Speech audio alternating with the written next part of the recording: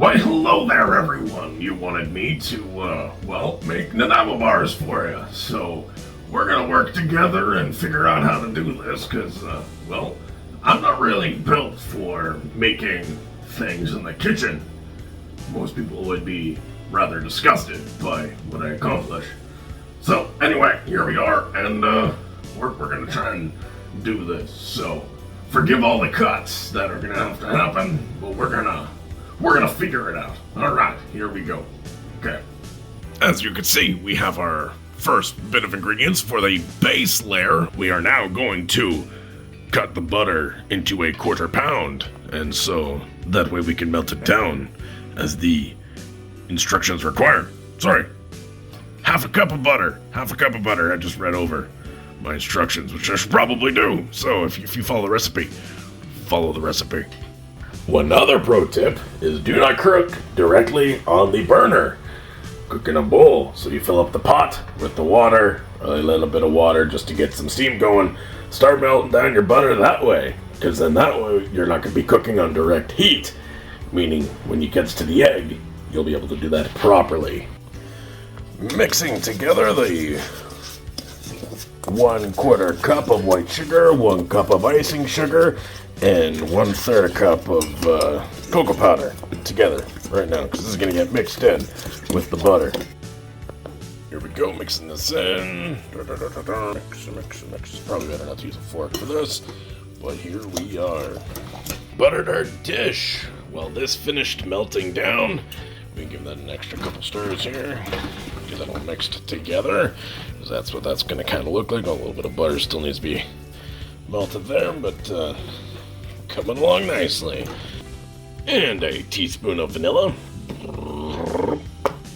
And then we crack an egg. I can do this. Haha! There you go.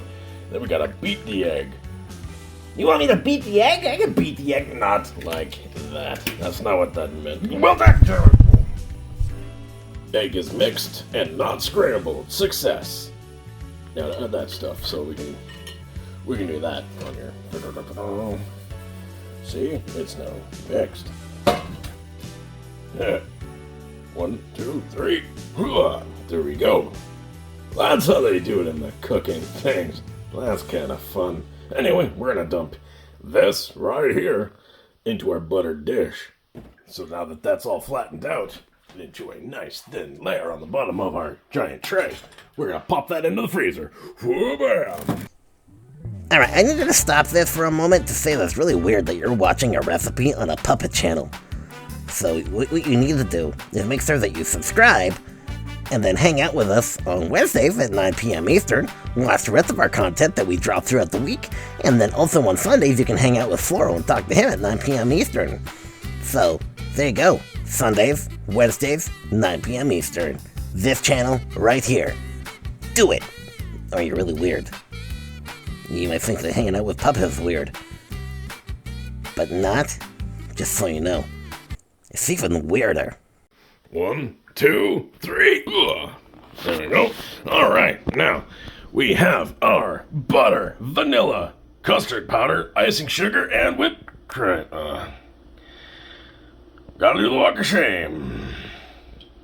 Boom! It's there. Alright. Next steps. So we mix all those things into the mixer of all the prescribed amounts, recipes in the description.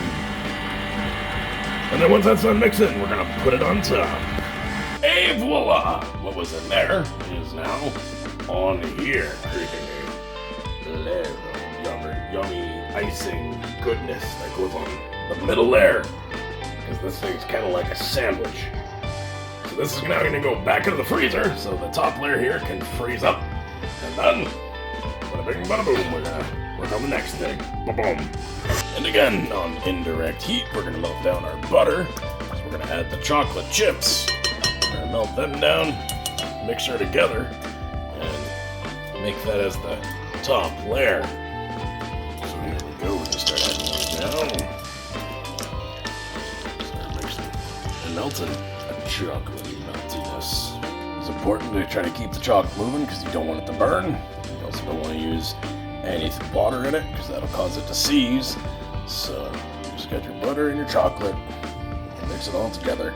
And once you find that all the bits are all out, it's all melted, then we pull out the rest of the Nanaimo bar so far, and we pour this on top. Here we go. Really want this down. Pour this down. Quickly, we gotta spread this all over to make it even. That's what we're gonna do right now. There we go. All spread. We're next gonna shove her back in the freezer so it hardens up quick, and then we can score it for easier cutting later. Well, and here you have it, kids. The humble Canadian Nanaimo bar. So, there you go. Made in Nanaimo, British Columbia, by a bunch of old women, I think. Something like that. Anyway, that's how you do it. So you just cut it along the middle there, or in different spots so you get squares.